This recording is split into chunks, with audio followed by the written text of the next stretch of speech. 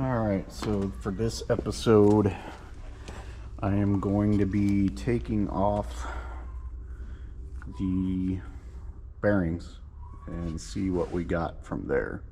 So first thing I'll be doing, taking this cotter pin off. I want to kind of explain, I kind of got too far and didn't videotape it. Obviously you take the tire off with the lug nuts, and to take the calipers off, there's two 13 millimeter bolts. You just loosen them, and then I just use a hammer to pound it off if it's being stubborn. This side came off real easy, the other side not as much, but if you remember, the other side's the one that had the metal on metal going on, so it's probably almost fused together. But you take those off and you pop the caliper off, and then the rotor will come off on its own.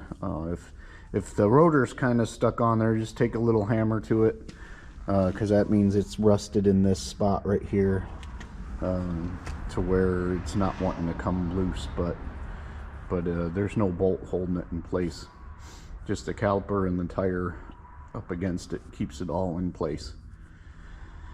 And yeah, so I'll get the bearings off and look at what I need to do for the next step, because the next step will be mostly to do damage control for the rust. So we want to just treat all that rust, get some POR 15 on it. I don't know if I'll be able to get to that this episode, but we'll at least get these bearings off. And the main reason I'm doing it before I have the parts too is if I need to order any of the bolts. I think bolts will be fine, but you never know. If the bolts are too rusted and you snap them off, you know, it is what it is with rusty vehicles. So that's why I'm doing it ahead of time, so that way I know one way or another if I'm actually going to be ordering the bolts or not. The bolts for the calipers are in good shape. I'll probably just clean them up a little bit, but they're in good shape, so I'll be able to use those again. Somebody used some nice anti-seize on them, so that way we could get them off a little easier. Alright, so thanks for watching. Hit that like, subscribe, and then I'll continue with this, getting this disassembled.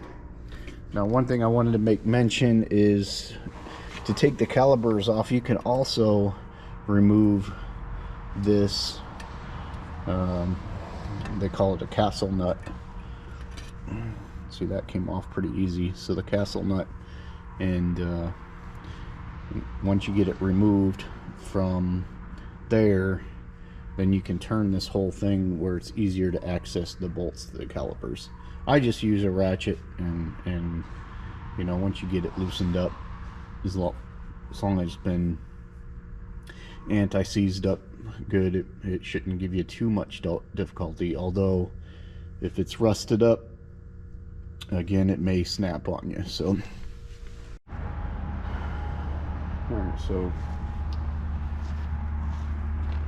before we do anything, we're going to remove the,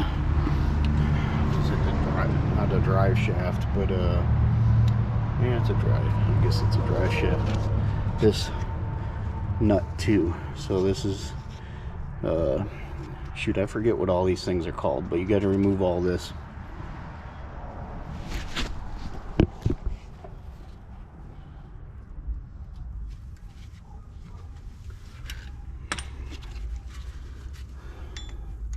So you got to remove the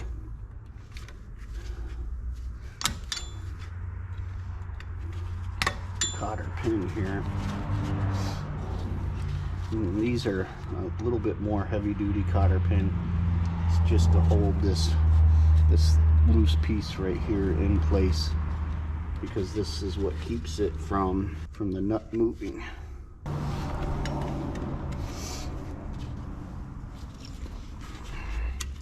And I just like to take a little screwdriver and tap it the rest of the way out.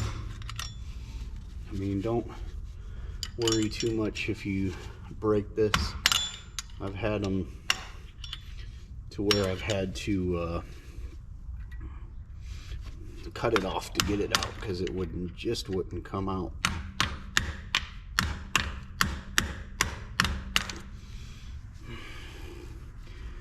And this one's kind of being a pain.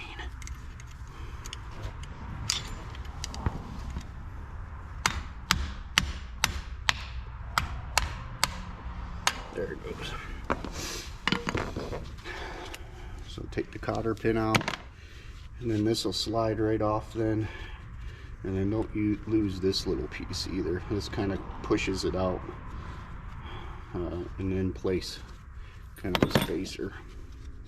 And then remove this with a 36 millimeter socket. It's the biggest socket I carry.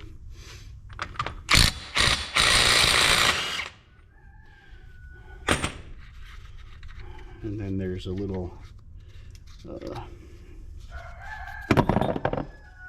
washer in here, that spacer, and it'll come out when we end up taking everything else off. So let's get this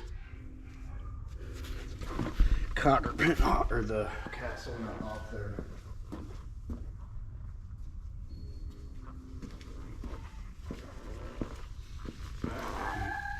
This castle nut right here is, what is it, 3/4. So we'll take the big Mama Jamba off.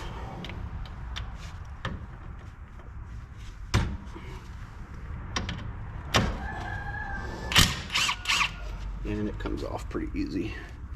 And it looks like the castle nuts we can clean up pretty good. And I just take a hammer to this,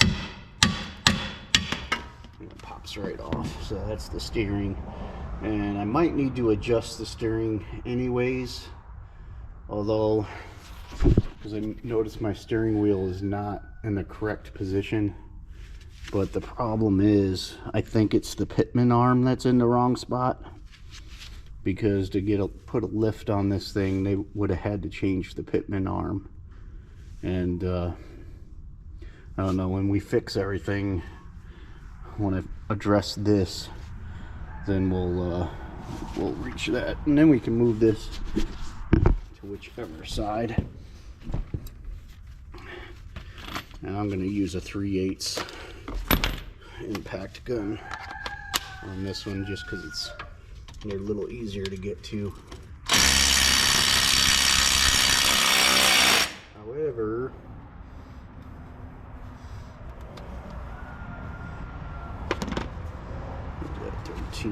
what do I got on here? 13.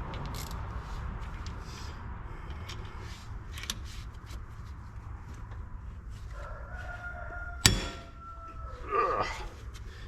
Yeah, those are a little difficult.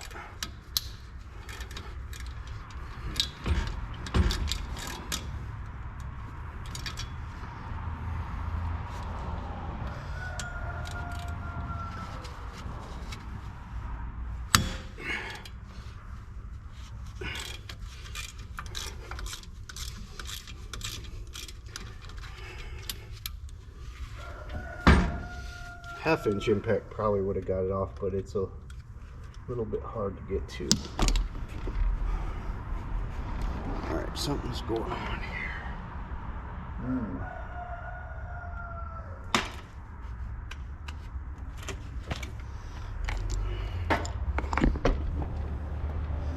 don't know if I'm going to be able to get this one.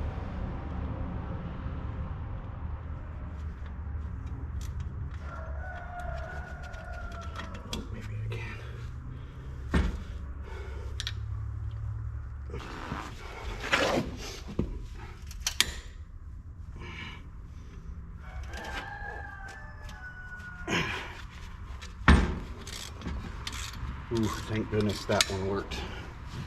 I'll show you why in a minute.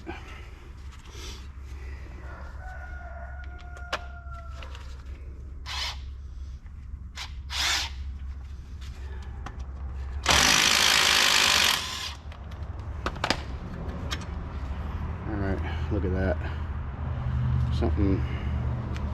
something either hit it or it got grinded off with a grinder. It looks too rough to be a grinder though. Looks like it hit something.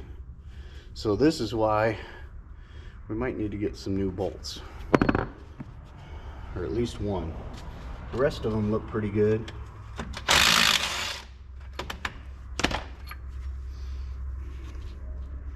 Rest of them look good.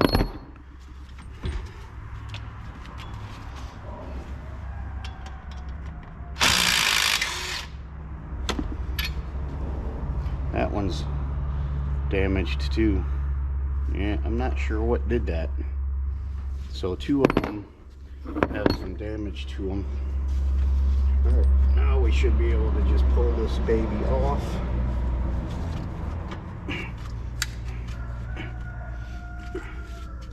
I think.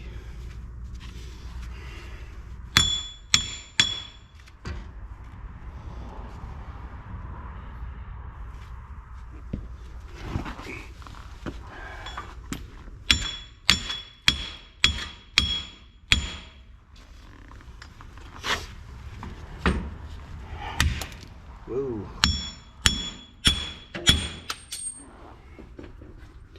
And there's the spacer we don't want to lose.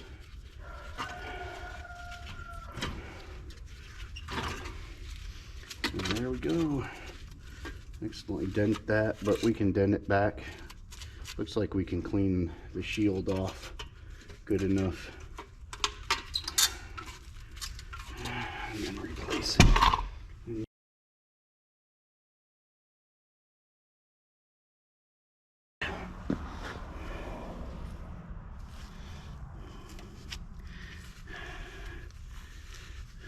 Looks like no damage. I'm trying to think, there should be, I would think, something keeping it. Look at it.